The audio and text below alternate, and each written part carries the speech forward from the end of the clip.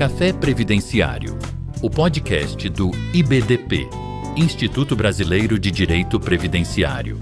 Apresentação: Augusto Almeida.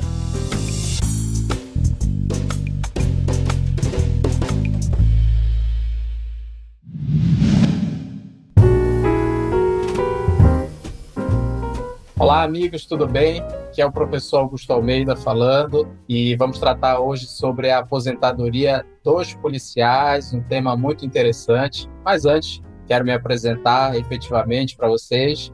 Atuo com regime próprio de previdência social, a aposentadoria dos servidores públicos e também atuando com os militares, regime de previdência complementar. Deixo aqui também o meu livro, sou autor, 16 perguntas para o planejamento previdenciário, que você encontra ali na editora Juruá. O nosso objetivo é sempre simplificar o direito previdenciário no que tange ao servidor público, seja ele estadual, federal ou municipal, que o que nós temos é que são duas coisas distintas, mas eu quero dizer para vocês que o meu posicionamento pessoal é que servidor público, sistema de aposentadoria de servidor público e sistema de aposentadoria do regime geral de previdência social, do INSS, eles são muito parecidos. Então, quem atua em um também tem totais condições de atuar em outro.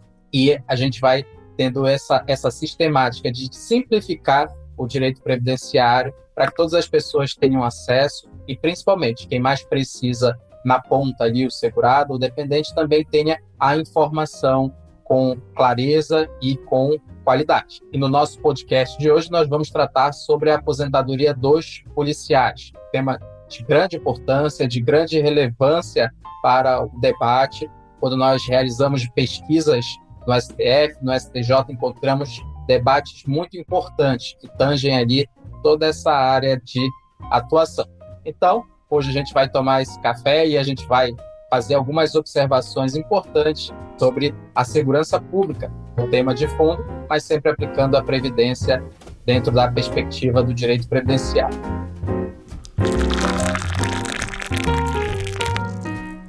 Ao falar da aposentadoria dos servidores públicos relacionados à segurança pública, é importante que nós retornemos ao conceito de direito previdenciário. A Constituição Federal, em 1988, ela apresentou ali o conjunto de validações de regras normativas que tem aplicação tanto para o regime geral, INSS, como para o regime próprio, servidores públicos. No seu artigo 40, ela estabelece que não haverá critérios diferenciados para a concessão de benefícios de aposentadorias. Entretanto, ao longo dos anos, a Constituição foi sendo modelada para apresentar hipóteses em que é reconhecido o direito a uma redução etária, de idade e de tempo de contribuição. Inicialmente, nós tivemos a aposentadoria com critérios diferenciados dos professores, que se mantém até hoje. Esse debate, logo no início, era entendido apenas a aposentadoria do professor em sentido mais estrito possível, ou seja, aquele professor em sala de aula. Depois, o STF, junto com as alterações legislativas, entendeu e reconheceu que também fazem parte, que a atividade do professor não se restringe só à sala de aula. Ele tem que confeccionar material, ele tem que estudar, tem que atender pai, e incluiu outras atividades nesse rol que tem aposentadorias diferenciadas. Coordenação pedagógica, direção de unidade escolar também ingressam nesses critérios. Assessoramento pedagógico, coordenação pedagógica e direção de unidade escolar também fazem jus a uma aposentadoria com critérios diferenciados. Logo depois, tivemos ali a aposentadoria também incluída no texto de 88, aqueles servidores, aqueles trabalhadores que atuam em locais e ambientes que são prejudiciais ao seu trabalho. Tem ali algum agente que prejudica a sua saúde, a sua vida ao longo do tempo.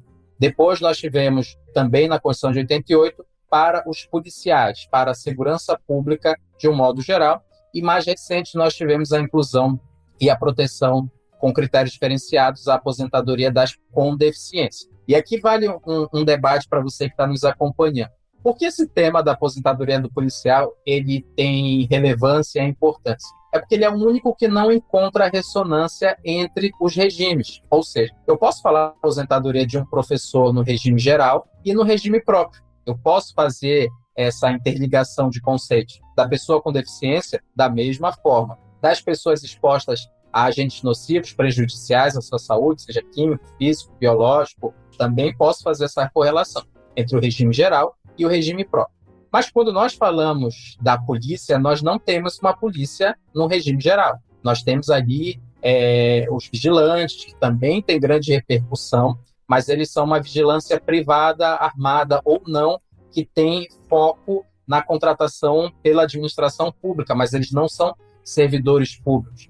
Então é um tema que fica muito restrito, mas que eu digo para você aqui, na sua cidade você encontra um policial civil, na sua cidade você encontra um policial militar, na sua cidade você encontra ali um policial penal. Em determinadas situações, todos os estados, capitais, têm um posto avançado da Polícia Federal, da Polícia Rodoviária Federal. Então, nós estamos falando nesses agentes.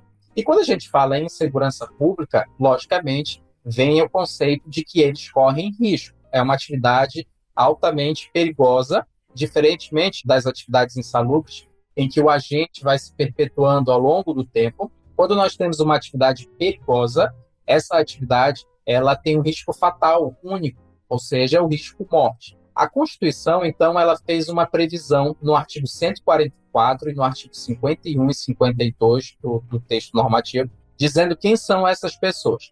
Então, lá no artigo 51 e 52, nós vamos encontrar o policial legislativo da Câmara dos Deputados e o policial legislativo do Senado, são policiais. Nós vamos encontrar ali policial federal, policial ferroviário federal, policial rodoviário federal.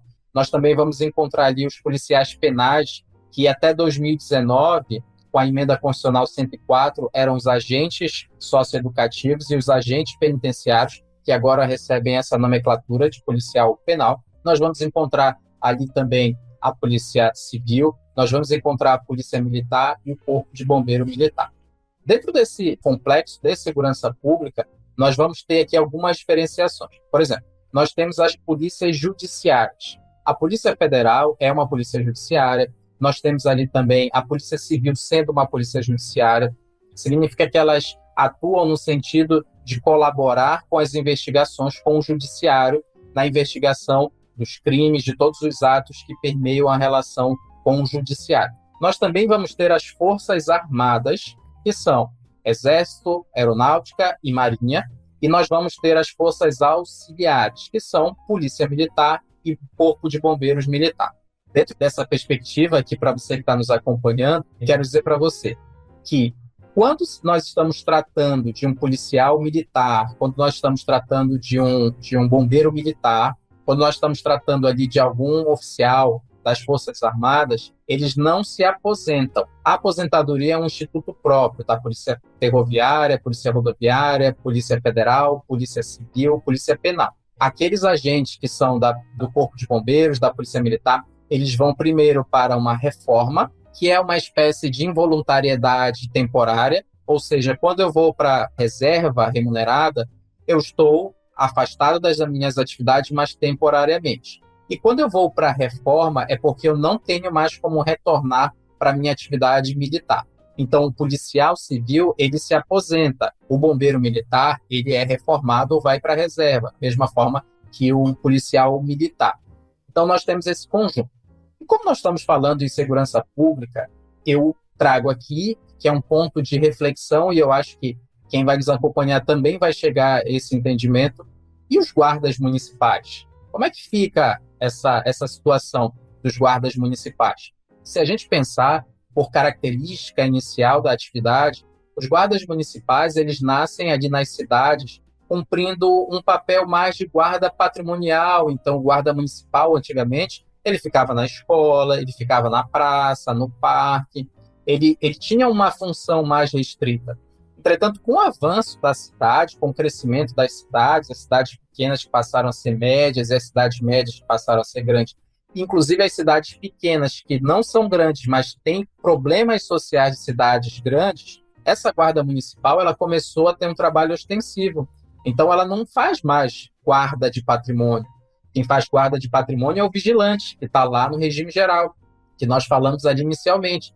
Mas esse guarda municipal, ele muitas vezes ele está ali no início da investigação policial, fazendo abordagem, prendendo, conduzindo pessoas até as delegacias. E aí nós temos um problema histórico. O STF reconhece que eles não têm direito a uma aposentadoria especial. Então, é um debate importante. Para quem está tomando esse cafezinho aqui com a gente, eu quero indicar a leitura da ADPF, Arguição de Descumprimento de Preceito Fundamental, número 995, que é a dos guardas municipais. O STF reiteradamente vem dizendo, olha, para que tenha direito a uma aposentadoria especial, eu preciso que ele esteja com a previsão lá no artigo 144 da Constituição, que foi esse rol de atividades que a gente acabou de comentar aqui dentro. Essa DPF ela não tinha o objetivo de reconhecer a aposentadoria especial somente, mas que eles tivessem um porte de arma e que fossem reconhecidos como participantes do SUSP, que é o Sistema Unificado, Sistema Único de Segurança Pública. Então, agora, com o julgamento dessa DPF, os guardas municipais fazem parte desse sistema, mas não têm ainda reconhecido o direito a uma aposentadoria especial. O que precisa ser feito? O STF deixou bem claro que precisa que o Congresso Nacional se reúna e faça uma alteração na Constituição para incluir lá no artigo 144 os guardas municipais.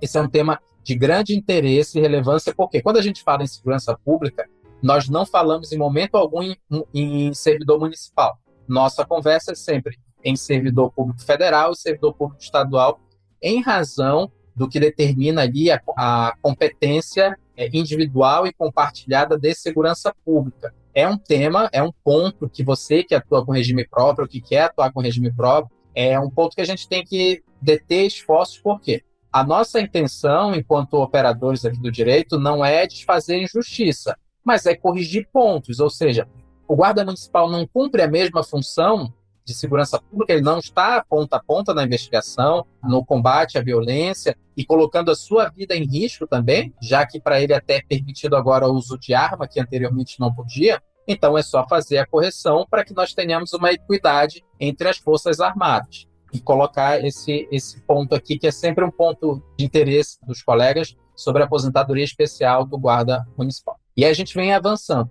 Então, essas atividades, elas são reconhecidas ali como de alto risco há muito tempo. Tanto que é com a Lei Complementar 51 de 1985, ali de dezembro de 85, é que se cria, pela primeira vez, uma regra diferente para a aposentadoria do policial civil, do policial em termos gerais. Essa Lei Complementar Federal abarcava todo mundo. Lembrando que a Emenda Constitucional 103 de 2019, ela inaugura um novo momento. Antes, para se falar de Previdência, quem tinha o poder de falar sobre Previdência era a União editava as normas e os estados e municípios eles tinham que copiar aquela norma. Então, se a União disse, a aposentadoria especial do policial é dessa forma, o Estado pegava a norma e atualizava para dentro do meu cenário. Como a Emenda 103, ela rompe esse conceito que vem lá desde o Império e diz assim, olha, Estado, município, você pode fazer a sua regra.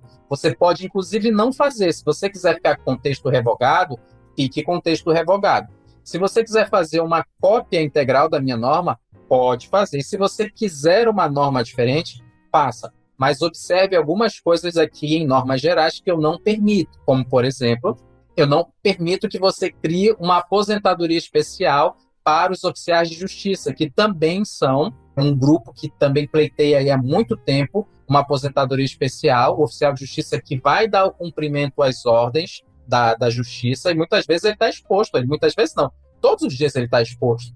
Desde o momento que ele vai entregar uma intimação para quem está devendo o banco, e a pessoa ele pode sair de si, pode ficar furiosa, pode fazer tudo nos tempos atuais. Desde uma ação de reintegração de terra, de posse, em que ele está entrando em contato ali com várias famílias, estão perdendo a posse de uma casa ali, então eles vêm pleiteando. Ou seja, a Emenda 103 é assim, faz, só não pode criar novas regras.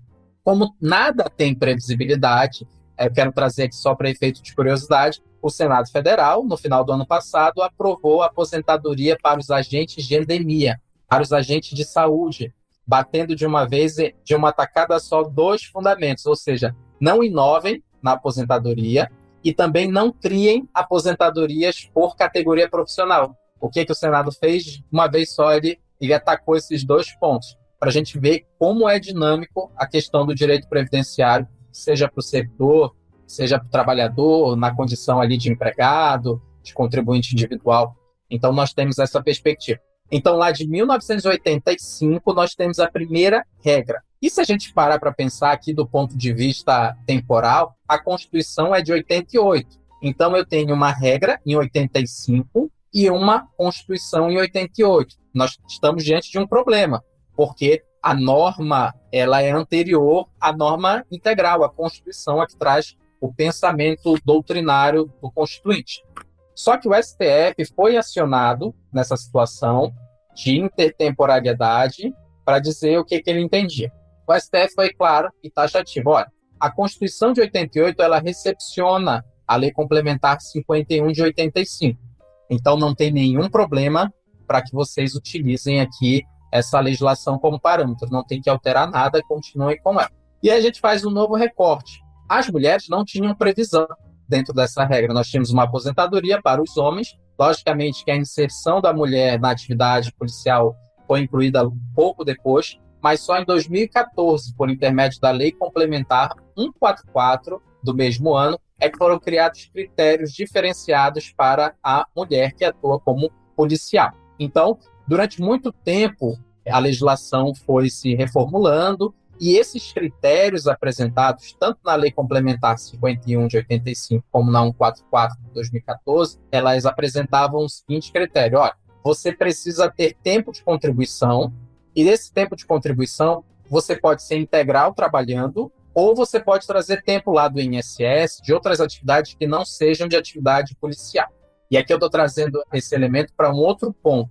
O STJ entendia, dentro do critério do que nós conversamos ali há um pouquinho tempo atrás, que as Forças Armadas, o tempo de Força Armada, não serviria para atividade policial, estritamente policial. Vou trazer um exemplo aqui para você que está nos acompanhando. Um homem, um policial que precisa de 30 anos de tempo de contribuição, ele tem 10 ali como professor, por exemplo, 10 anos como professor, ele tem 15 anos na Polícia Civil e tem 5 anos no Exército, ou na Aeronáutica, ou na Marinha. O STJ diz o seguinte: olha, tudo bem, se eu pegar 15 com 10 com 5, ele completa 30, mas eu entendo que esses 5 do Exército, da Marinha e da Aeronáutica, eles não vão se unir com o tempo de atividade de policial civil, porque o tempo das Forças Armadas é diferente da segurança pública. As Forças Armadas, a Aeronáutica, a Marinha e o Exército, elas trabalham com o objetivo de proteção da pátria, proteção territorial do Brasil. O que me parece não fazer muito sentido, porque eles estão ali também no fronte da segurança nacional. Quando você para analisar, por exemplo, toda vez que alguma coisa foge do controle em algum estado, quem é chamado? É a Força Nacional. A Força Nacional tem entre os seus elementos o Exército. Então, eles fazem sim segurança, mas o STJ tinha um entendimento muito claro que não era possível. E aí, para não ser injusto com o amigo que está nos escutando aqui, a Emenda Constitucional 113 ela tem um ponto positivo. Um ponto, a meu ver, que é o artigo 5º, parágrafo 1º, que começa a falar sobre policial, a aposentadoria dos policiais. E ela acaba alterando e permitindo que esse tempo das Forças Armadas seja incluído. Ela diz assim, em resumo, olha, no artigo 5º, parágrafo 1º da Emenda 103, olha, você pode contar para tempo de efetiva atividade policial com o tempo das Forças Armadas, ou seja, Marinha, Aeronáutica e Exército, e com o tempo da Polícia Civil e da Polícia Militar e do Corpo de Bombeiro Militar. Então, ela acabou favorecendo esses servidores que tinham ali algum período nas Forças Armadas e poderiam contar com esse tempo na condição de atividade policial, que é um dos requisitos para a concessão dessa aposentadoria.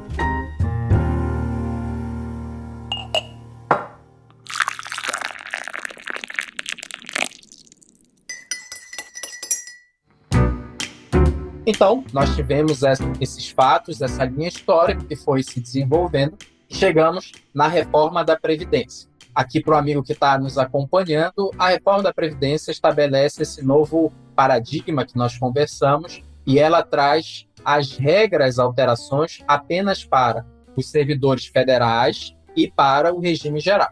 Quando eu falo em segurança pública, em servidores federais, eu estou falando em policial federal, policial rodoviário federal, policial ferroviário federal, policial penal federal, policial legislativo da Câmara e do Senado. Então, para os outros, para o policial penal do estado do Amapá, do Rio Grande do Norte, do Ceará, do Rio de Janeiro, pode ser feita uma alteração legislativa igual à da União ou não.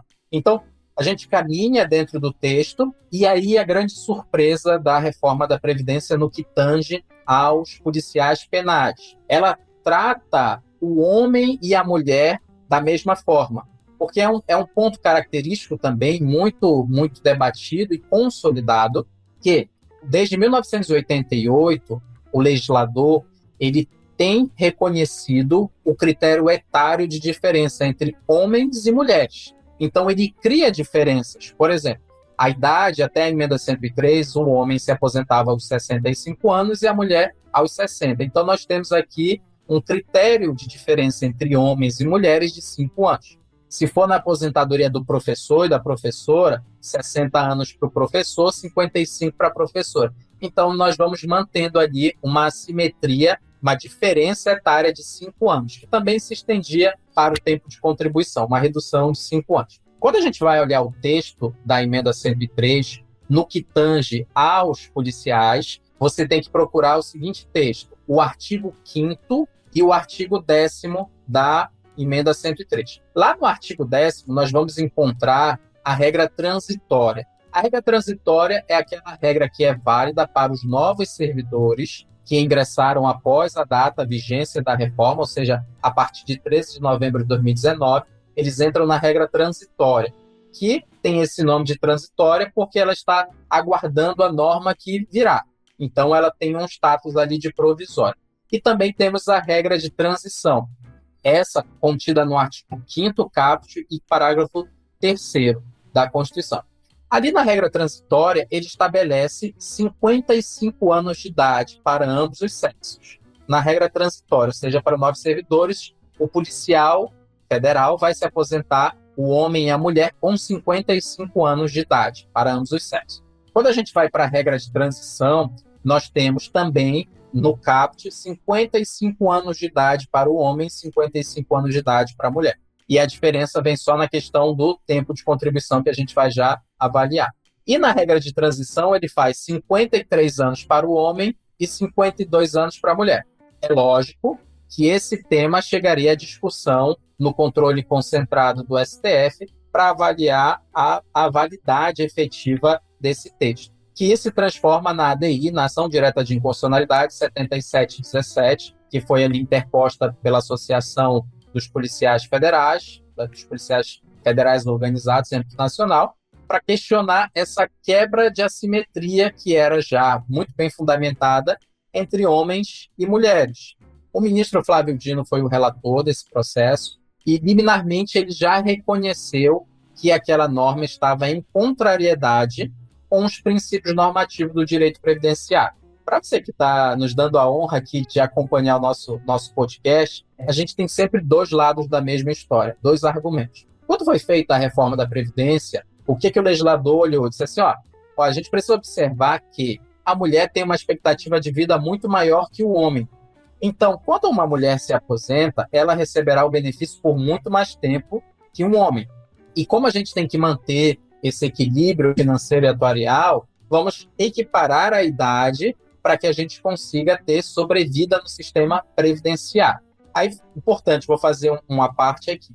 Diferentemente do regime geral, em que eu tenho múltiplas fontes de renda para a previdência, eu tenho a do trabalhador, eu tenho a do empregador, eu tenho sobre a folha, eu tenho sobre importação, exportação, eu tenho sobre prognóstico, sobre jogos, são várias as fontes que, em todo momento, fazem essa engrenagem financeira andar. Quando nós falamos de servidor público, tem duas fontes. O Estado no sentido lato, o município, a União ou o próprio Estado, e o trabalhador. Então, essa fonte de custeio ela é diferente. E do outro lado, nós temos um debate também interessante, que é o mifilio. Embora a mulher tenha uma expectativa de vida maior que o homem, por questões culturais, de buscar médico, de autocuidado, de autoproteção, a mulher passa por jornada dupla, tripla. Por exemplo, quando você tem um pai com um problema de saúde em casa, geralmente quem cuida é a filha. Quando você tem uma criança que precisa de alguma necessidade especial, geralmente quem cuida é a mãe. Quando você tem a casa, quem faz a organização da casa, quem se preocupa, geralmente é a mulher.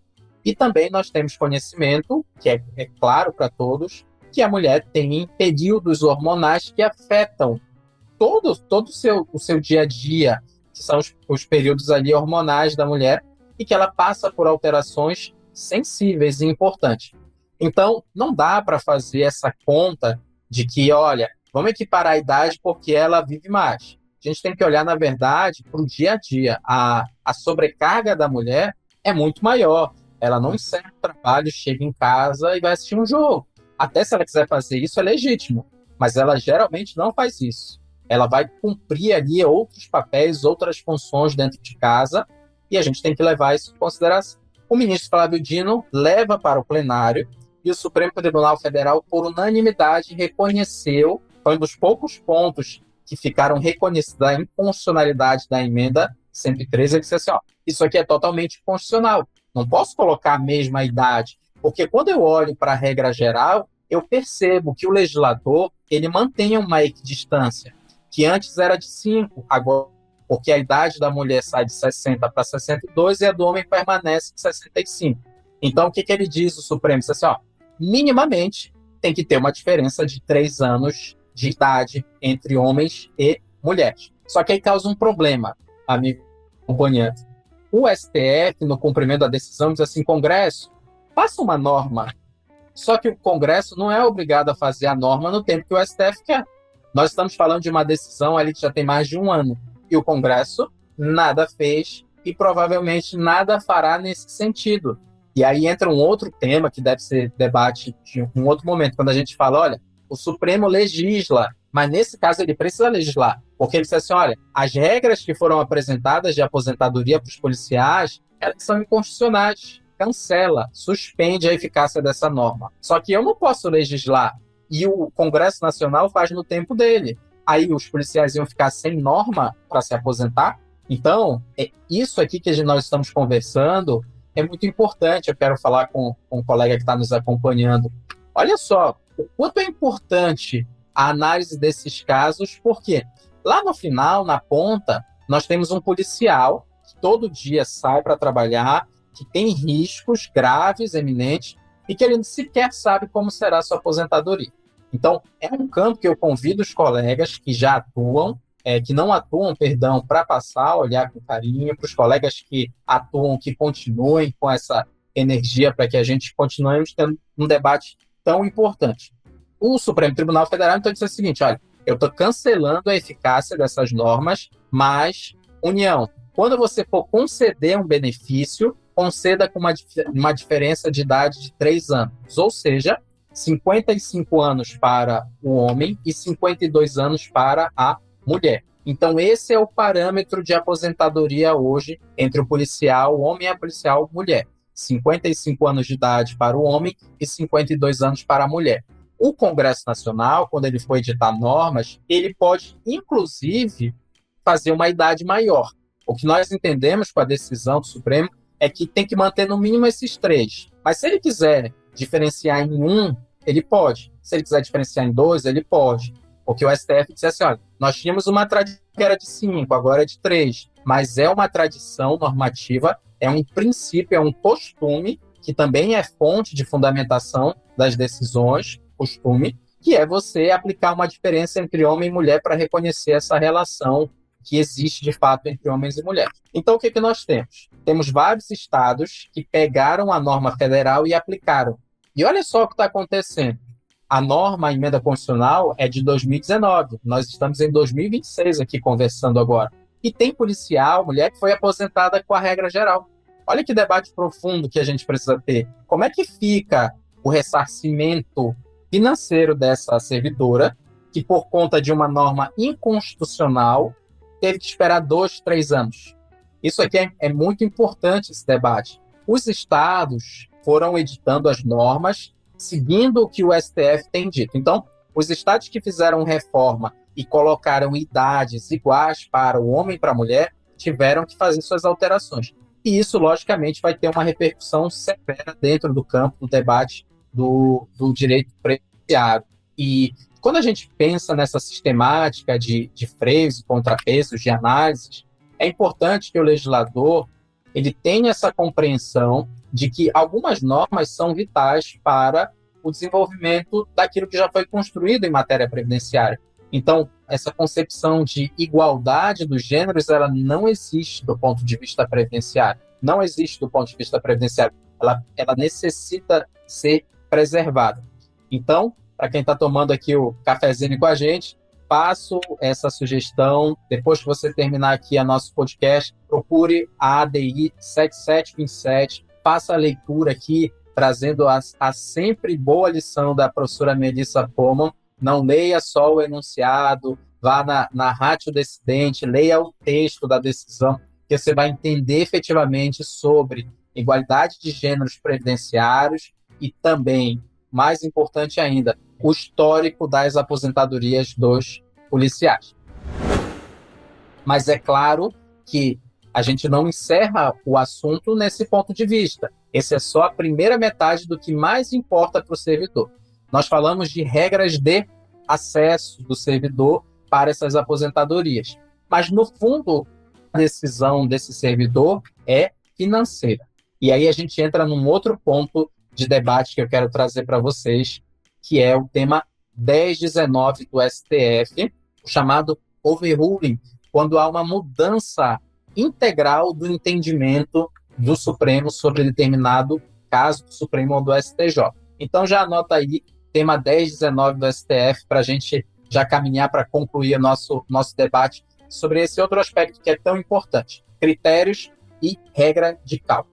Para isso eu vou fazer um pequeno histórico das emendas constitucionais para servidores públicos. Nós temos lá em 1988, dia 16 de dezembro de 98, emenda constitucional 20. Ela, pela primeira vez, exige contribuição do servidor, ou seja, você não tem mais tempo de serviço, você tem tempo de contribuição. Avançamos um pouquinho, e aí nós tivemos a emenda constitucional número 41, de 31 de dezembro de 2003. Essa aqui é, com certeza, a reforma que mais gera impacto na vida dos servidores. O que essa reforma disse ao final? Olha, todo servidor que ingressar no quadro federal, estadual e municipal, até o dia 31 de dezembro de 2003, ele tem direito a essa forma de cálculo e essa forma de reajuste. A essa forma de cálculo se dá o nome de integralidade. A grosso modo, a integralidade é: eu não vou calcular qualquer tipo de média. Eu pego o contra-cheque, o meu olerite, a minha ficha de recebimento, vou olhar e lá no início tem vencimento ou subsídio. Subsídio quem recebe é defensor, juiz, promotor. A maioria recebe remuneração. Então vamos dizer que está lá a remuneração R$15 mil. E ali ele também recebe aquele adicional, entra ou não para a base de cálculo do servidor. Então você calculou ali que na base de cálculo, além dos R$15 mil que você recebe, você também vai colocar mais 3.500. Ou seja, a sua aposentadoria, os seus proventos de aposentadoria serão de R$18 mil. E a forma de reajuste?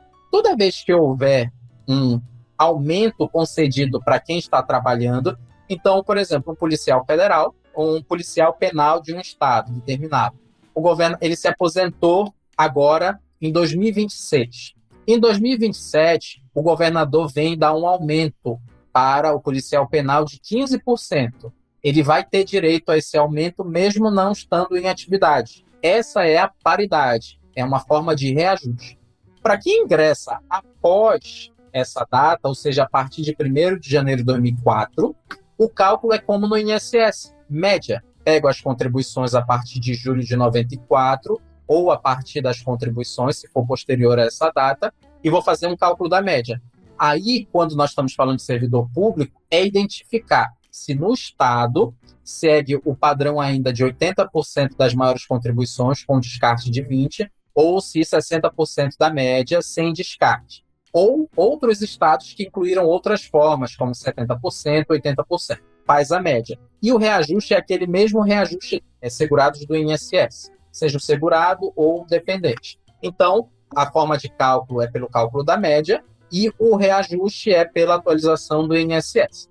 Então, nós temos uma regra geral. Só que, no caso do policial, nós temos que olhar a Lei Complementar 51, que nós conversamos mais lá atrás. Essa lei complementar, ela falava que o servidor policial, em razão dessa atividade, ele teria direito a uma aposentadoria integral. Ou seja, a norma alimentadora, a geratriz diz, olha, integral. Aí o STF, com o passar dos anos, olhou e disse assim, olha, como é que a gente resolve essa situação? Os sindicatos, as associações, novamente, dos agentes de segurança pública, ingressando com ações de inconstitucionalidade, dizendo o seguinte, a norma lá na origem está me dizendo que eu recebo integral. E a emenda constitucional 41 está dizendo que se eu ingressar após essa data, eu recebo pela média. Aí o STF pegou, inicialmente, e disse assim, olha, para mim está claro isso aqui. A integralidade fica resguardada para quem ingressou até 31 de dezembro de 2003. Os policiais que ingressaram após essa data, infelizmente, vão se aposentar com a outra forma de cálculo. Eu digo infelizmente porque já não é uma verdade. Porque como os estados e a União não têm mais tido a política de dar aumento para os servidores, às vezes é melhor você ir pela regra da média do que pela própria integralidade. Mas, para você que está nos acompanhando, eu quero deixar aqui uma informação importante. Analise caso a caso. A gente não tem uma regra específica dizendo, é sempre melhor. Analise o caso concreto, caso a caso. Mas, em regra, reforço, em regra, é melhor a integralidade e a paridade. Então, o STF teve esse entendimento. Então, os policiais que ingressaram a partir de 1º de janeiro de 2004 tinham direito, se aposentavam com média. Até que sobreveio o debate do tema 1019. E o STF mudou o entendimento todo. Inclusive, fez uma ruptura na emenda constitucional 41 de 2003, e ele permite que servidores da polícia que ingressaram depois de 31 de dezembro de 2003 tenham direito à integralidade e à paridade se tiver especificado na lei local. O que isso significa em um exemplo muito claro? Para os policiais federais, por exemplo, a reforma da Previdência foi no dia 13 de 11 de 2019. Significa que, para todos os servidores, com a exceção da polícia, quem ingressou até 31 de dezembro de 2003 tem direito à integralidade. Quem ingressa depois, cálculo da média. Mas para os policiais que ingressaram até 13 de novembro de 2019, eles têm direito, sim, à integralidade, desde que tenham ingressado até 13 de 11 de 2019. Aí você vai pegar e vai replicar isso no seu estado. Vamos dizer que foi o estado X, e ele fez a reforma no dia 13 de novembro de 2022. Ou seja, o policial que ingressou até 13 de dezembro de 2022, que foi a data da reforma local, aí no âmbito do seu estado, ele terá direito à integralidade. E esse debate tem ganhado, logicamente, o judiciário. As unidades gestoras não têm concedido, em regra, reconhecido esse direito. Por quê? Eles não se submetem às decisões do STF. O STF, quando tem um tema de repercussão geral, ele é uma orientação para o judiciário, para os juízes. A administração pública ali, a não ser que tenha um parecer vinculativo, assinado pelo governador, pelo presidente, dizendo, vamos seguir esse entendimento aqui. Então, o que acontece? Nós temos um grande aumento de ingresso de ação judicial, e como o STF reconheceu esse direito, judicialmente você consegue o direito desse servidor também de se aposentar. Para a gente finalizar, um outro ponto também que pode ser levado em consideração é a aposentadoria compulsória. Como muitos estados olhavam a Lei Complementar 51 de 85, lá a aposentadoria compulsória do policial se dava aos 65 anos. Então, muitos servidores policiais buscam o direito de se aposentar aos 75. Então, você tem que ver no caso concreto se é aos 65 ou 75 anos. Quero dizer para você que nos acompanhou aqui nessa curta, mas eu acho que interessante jornada sobre a segurança pública, você passe a olhar esses profissionais, eles têm relevantes interesses previdenciários, que às vezes, como eu falei no início, como não tem repercussão no regime geral, às vezes acaba ficando um debate muito isolado, e nós teríamos outras coisas para falar, mas a ideia aqui é chamar atenção, colocar os principais pontos para você que tem curiosidade de começar a atuar nessa área, ou para você que quer atualizar ali de algumas informações, para que você tenha essa perspectiva.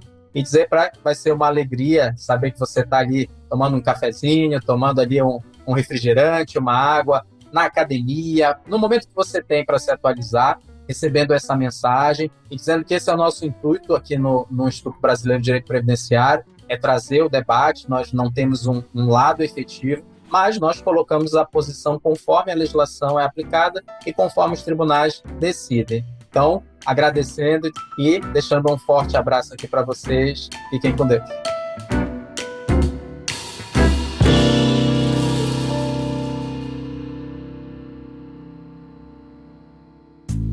E aí, gostou desse episódio? Compartilhe com seus amigos e associe-se ao IBDP através do site ibdp.org.br e tenha acesso a vários cursos, eventos e outros conteúdos exclusivos. E lembre-se, todas as terças-feiras temos um encontro marcado por aqui. Até o próximo episódio.